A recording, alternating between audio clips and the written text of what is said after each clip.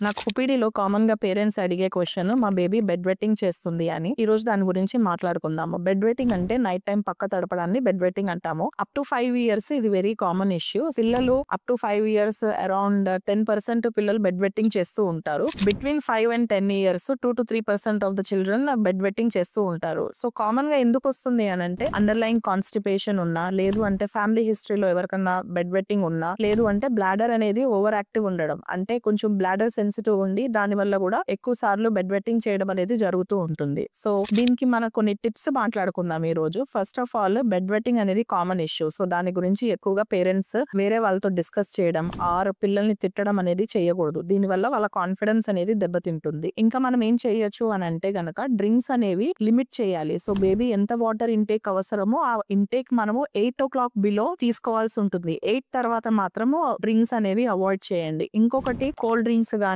Caffeinated drinks గానీ avoid చేయండి. Morning time మనము పిల్లలకి ఏం చెప్పొచ్చు అని అంటే బ్లాడర్ ఎక్సర్సైజెస్ అంటే బేబీకి వాష్రూమ్ వచ్చినప్పుడు కొంచెం హోల్డ్ చేసుకుని తర్వాత తను టాయిలెట్ కి వెళ్ళడం అని చెప్తే దాని వల్ల కూడా బ్లాడర్ అనేది కొంచెం స్ట్రెంథన్ అవుతుంది. వీటన్నిటితో పాటు కొంతమంది పిల్లలు చాలా డీప్ స్లీపర్స్ ఉంటారు. సో వాళ్ళకి ఏంటి అని అంటే నైట్ టైమ్ మీరు అలారం పెట్టుకుని బేబీస్ ని లేపి వాళ్ళకి వాష్రూమ్ ఎంప్టీ చేయడం డైలీ చేస్తూ ఉంటుంటే వాళ్ళకి అలవాటయ్యి ఈ బెడ్ వెట్టింగ్ ఎపిసోడ్స్ అనేది తగ్గుతూ ఉంటాయి. సో మీ పిల్లలు ఎవరన్నా 6 years and above bed vetting చేస్తుంటే మీ పీడియాట్రిషియన్ ని కన్సల్ట్ అవ్వండి. ఎందుకంటే కొంతమంది పిల్లలకి మెడికేషన్స్ కూడా అవసరం ఉంటాయి. నేను మీ doctor Sudha, consultant paediatrician, Samraksha hospital, BN Reddy.